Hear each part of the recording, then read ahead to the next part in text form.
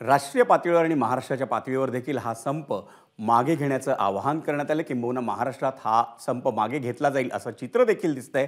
त्यामुळे उद्या हे सगळं चित्र पालटू शकतं। देशभरातल्या ट्रक चालकांच्या संपाचा परिणाम आज नवी मुंबईतल्या एपीएमसी मार्केटवरही जाणवला।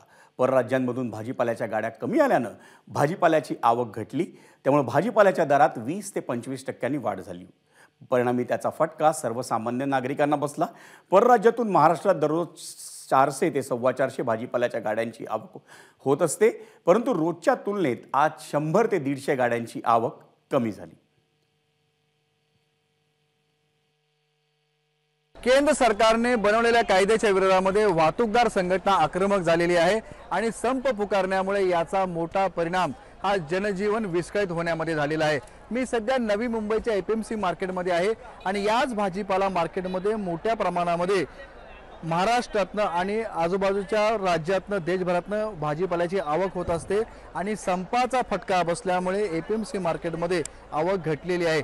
साधारण जर आपण पाहिलं तर रोज या ठिकाणी 600, 750, 700 पर्यंत गाड्यांची आवक होत असते।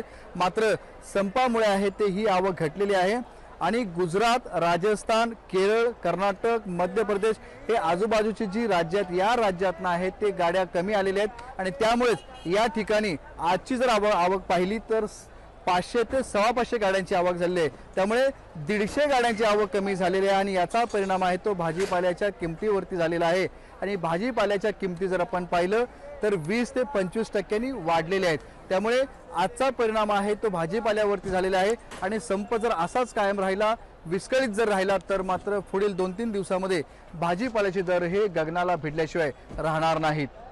विनायक पाटील, एबीपी माझा, नवी मुंबई। एबीपी माझा, उघडा डोळे बघा नीट।